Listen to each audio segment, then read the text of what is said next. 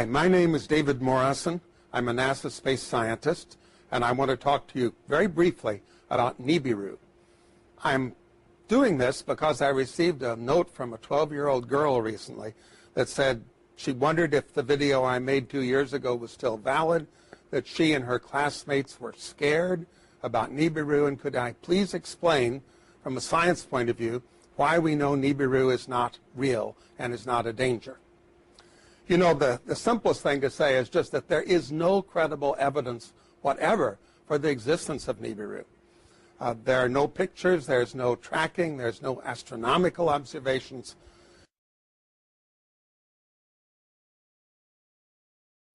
Are we being primed, Gordon, for some major announcement? Well, that's the thing is, now the Zetas say that the Council of Worlds has told the president, you've got to announce it. I say, everyone I tell that to goes, well, I'll eat my hat if the president ever announced that. But if he did, you can speculate that the first thing he would say is Ronald Reagan had an executive order that this is top secret, and every other president signed on, but now I'm going to be the one who's breaking that because everybody has to know. And what would he, well, we're coming up to the break. When we come back, speculate on what you think he would say, okay? With our special guest, Gordon James Gianninoto. And we're talking about Planet X. Now, he has sent us some interesting pictures that you should get up to coasttocoastam.com and just take a look at them and make up your own mind. And I'll be back in a moment on Coast to Coast AM. If you need to email me, that's George at coasttocoastam.com. Well, next hour, we'll take your phone calls with Gordon James Gianninoto as we talk about Planet X. And welcome back to Coast with Gordon James Gianninoto. Gordon, let's speculate a little bit on if there's an announcement of this planet. How will it be announced? Well, there's two lines of thought, and pull it up, and people don't realize that the continents are granite and they float on the magma core, so they're just floating there. So the Great Atlantic Rift is a line of mountains right down the center of the Atlantic Ocean from Iceland to Antarctic, and there's an upwelling of magma right there, and as the North Pole of Planet X is in line with the sun, as Planet X is in line with the sun, and the North Pole is pointed at the Earth, it's every day when the Atlantic Ocean faces the sun, the Atlantic Rift gets pulled down towards Planet X, and then as the Earth continues to turn, it gets released, because when the North Pole of Earth starts going towards the North Pole of Planet X, then it gets pushed back. But so eventually what's going to happen is Planet X is going to grab the crust. It's going to be close enough that the crust will stop turning with the core. So nothing changes the core, and nothing changes the North Pole of Earth pointing up. But what's going to happen is Planet X is trying to go by, and the day it goes by, it's going to grab the crust and slide it up over the North Pole and then let go of it. And when it lets go of it, the new North Pole is going to be the eastern tip of Brazil, Recife, Brazil. And there's going to be 600-foot tidal waves followed by the tail of Planet X brushing the Earth with all these rocks, which was one of them was the meteor over Russia. So you're talking catastrophe here. Absolute catastrophe. But the thing is that after that, with no governments and no religions and no economy, the unselfish ETs are going to come and give unspecified help to unselfish survival communities. So, because people say, well, all the nuclear reactors are all on faults all over the world, but, they could transmute the half-life of plutonium from 125,000 years to 1.25 seconds. So, but they haven't said what they're going to do because we're supposed to be taking some responsibility for ourselves. So, what's the timetable on this? Well, see, that's the thing. There isn't a timetable, and that's the number one question everyone asks. Well, when is this going to happen? But the thing is it could happen at any time. The only country that's taken any provision is China, which has built these ghost cities because, remember I had said that the southeastern China plate was going to be sinking. Well, Jakarta, Indonesia, parts of it are 85 feet below sea level. That sinking is almost 70% complete in that tip of the Southeast Asian plate. But all the other earth changes have stopped. And I was talking to Nancy on the phone. I said, that I heard that these metal boxes were found on the beaches in Oregon and they were vibrating. And I said, I think there's extraterrestrial devices. And Nancy started saying, no, I've told you before, there's no extraterrestrial devices on Earth. And all of a sudden the Zetas broke through Nancy, and speaking through her to me, they said, this is absolutely true. And she later wrote about this, and this was, you remember, people have said, well, there weren't any boxes or it was a hoax or whatever, but it is true. On all the faults of the Earth, there are tens of thousands of these boxes vibrating, and what they're doing is instead of letting the movement of the plates, because the roiling of the magma deep in the core of the Earth is causing these quakes and these other shifts. The north end of South America is going to move to the west. The north end of Africa is going to move to the east. The Atlantic is going to get wider. The Pacific is going to get narrower. So there's all these things. And the Zetas had said there was an event calendar, and 7 was preliminary Earth changes, 8 was massive social change, and 9 was worldwide volcanoes, earthquakes, and sinkings. And so anyway, these metal boxes have put that off, and the reason why is because they want to have the massive social change. And you can imagine if the president does announce it, of course there's going to be massive social change. Well, if it's going to happen, will he announce it? To me, it sounds like he's compelled to. Well, that's my thinking, is because when it finally separates from the sun far enough that you can see it with your naked eye. Now, I've said I've gone out, my wife has gone out, I've got hundreds of pictures of 2 suns in the sky that I took myself. Now, if I can do that, then anyone can do that.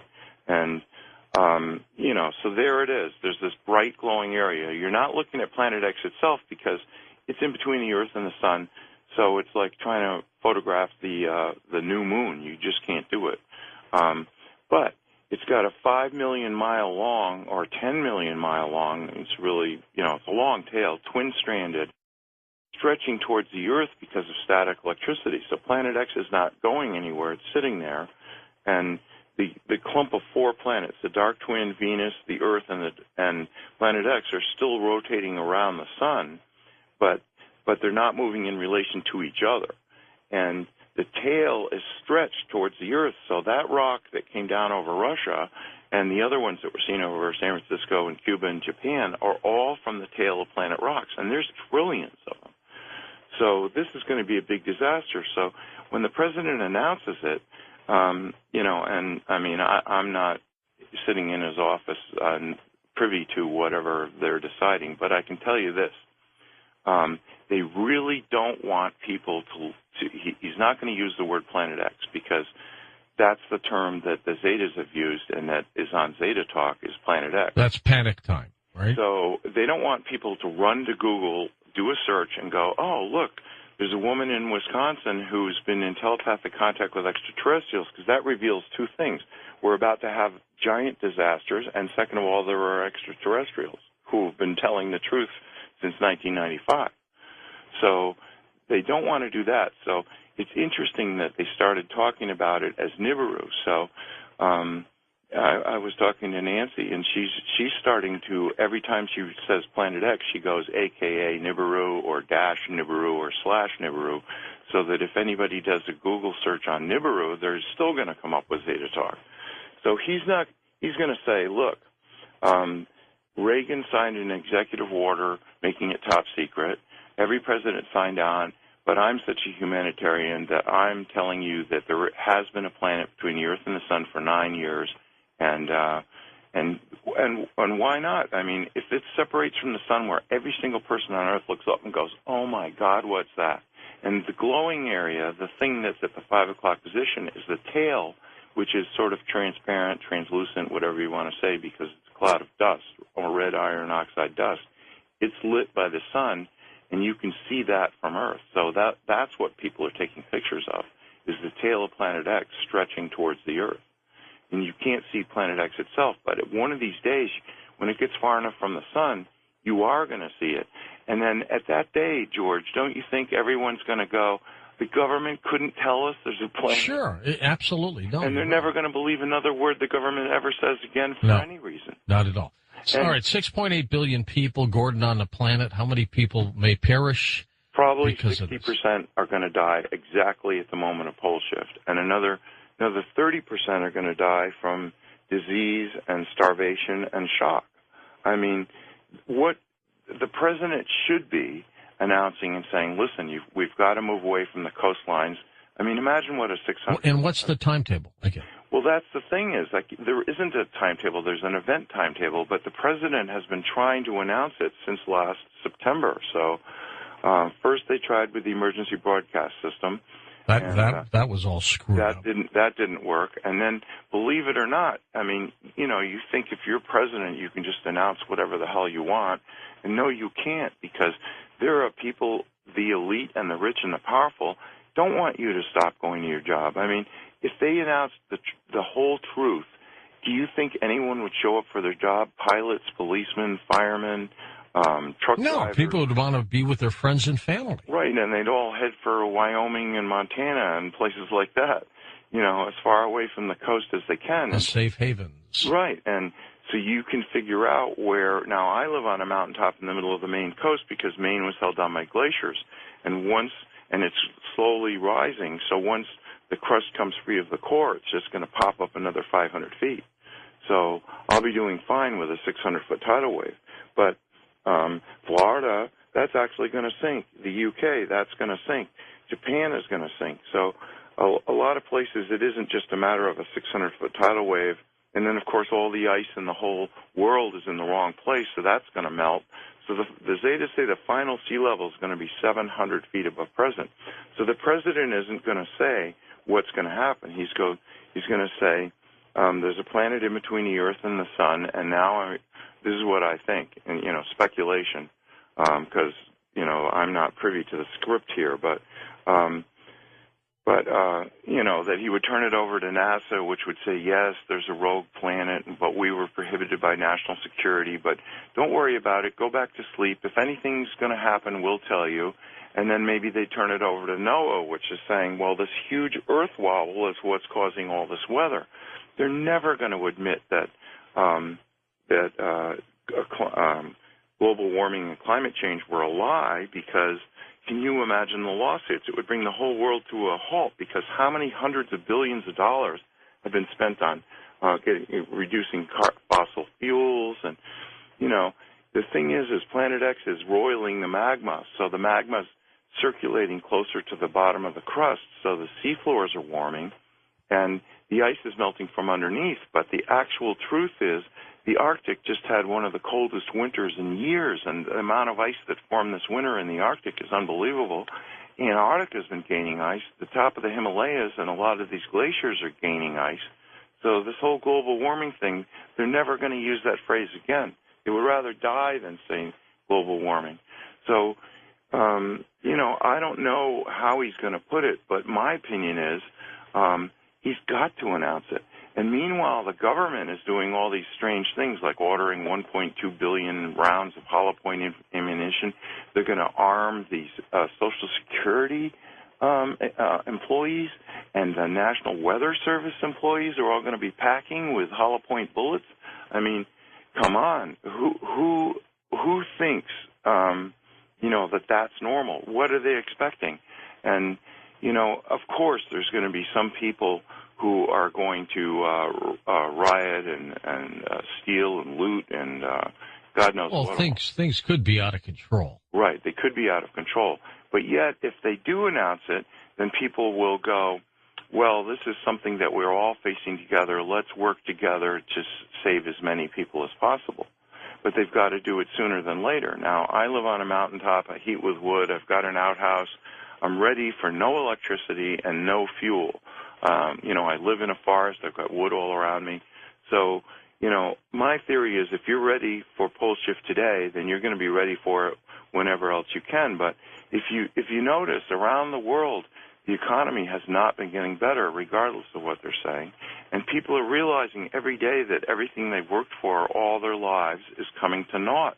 And hopefully people will say, well, really, what is important? And they'll realize, every time you see a disaster, you see people say, well, I lost everything, but, at least we all survived.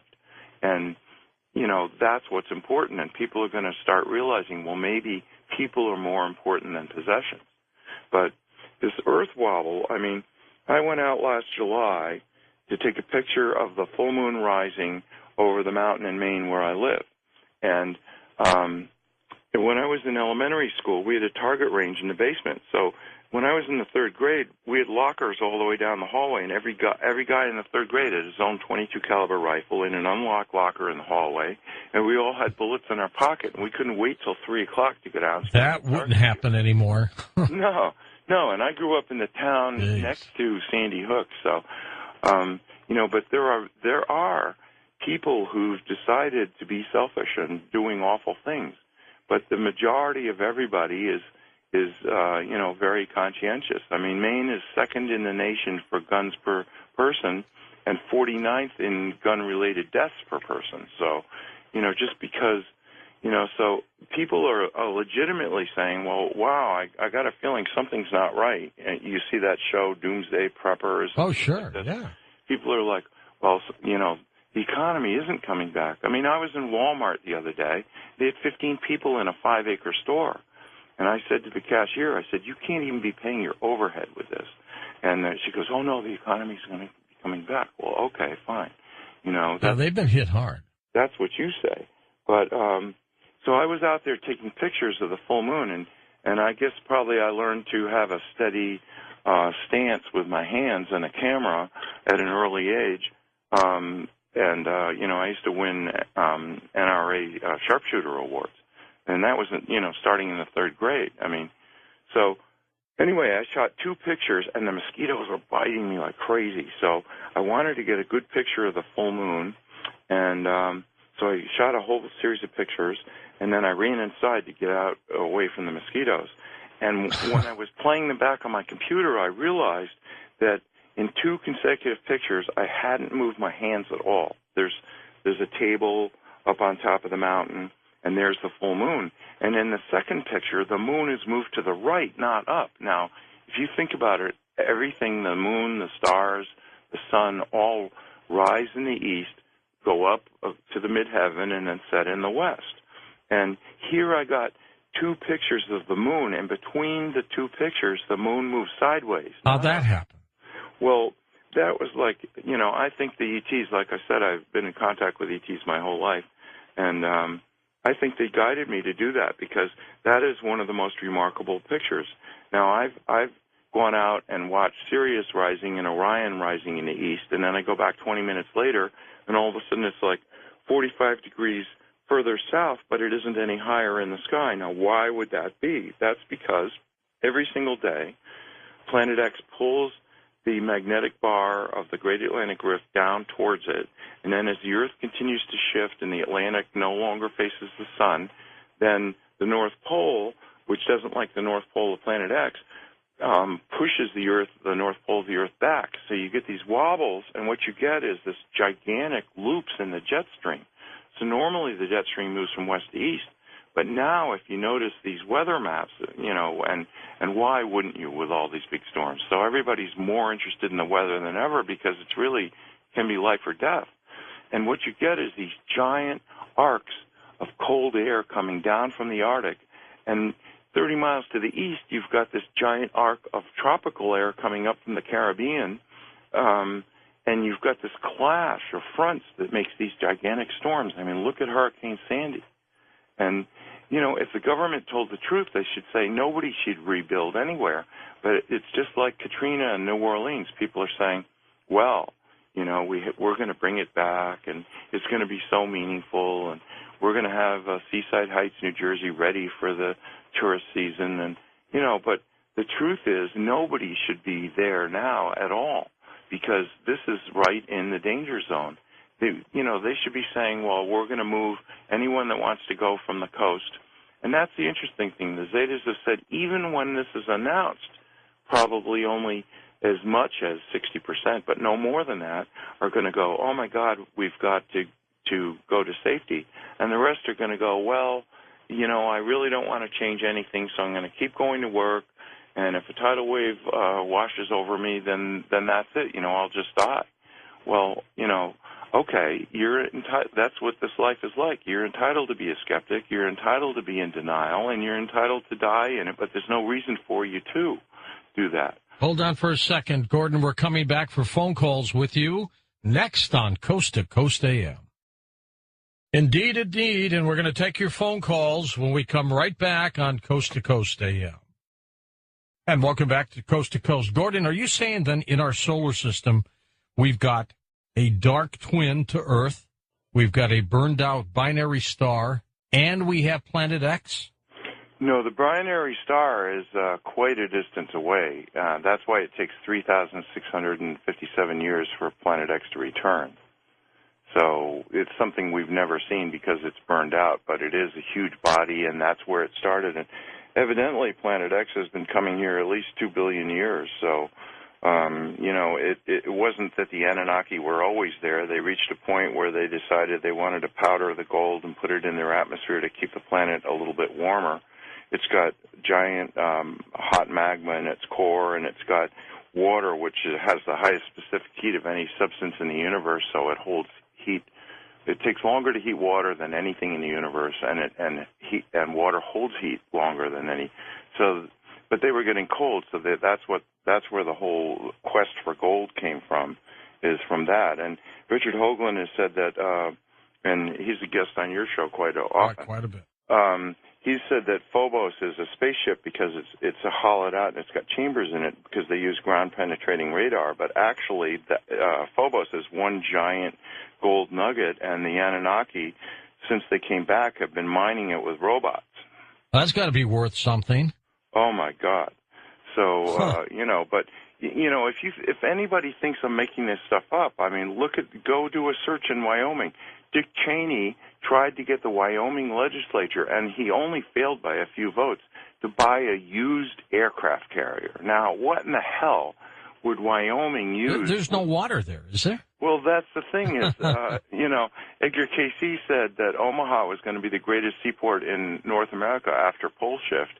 And, evidently he's planning that the Mississippi will split wide, or saltwater will go up to the Great Lakes, and then up the Missouri and the Platte Rivers, and then maybe the Red River. And I guess they were planning to, keep it, in the Great Lakes or in the Gulf, and then float it right up to Wyoming. But you can see why he would want that. It's got nuclear power. It's got a hospital. It holds 5,000 people, and he could load it with fighter strike jets, and be king of the world. And you look at the billionaires around the earth, they're trying to start their own space programs. But the Council of Worlds has said, no, nobody's going to leave Earth and come back as kings of the earth afterwards. No, they're all going to have to go through it. And whether you're a billionaire or not, you're going to have to roll up your sleeves. So, you've heard of the idea of these deep underground bunkers everybody was going to head to. Yeah. But, how well are they going to survive in 10-plus power earthquakes? So they're not. But then, after pole shift, at the hour of pole shift, when the tidal waves start, then everyone's going to, after that, there won't be any earthquakes, so people are going to want to be underground, because how are you going to survive this fall of rocks?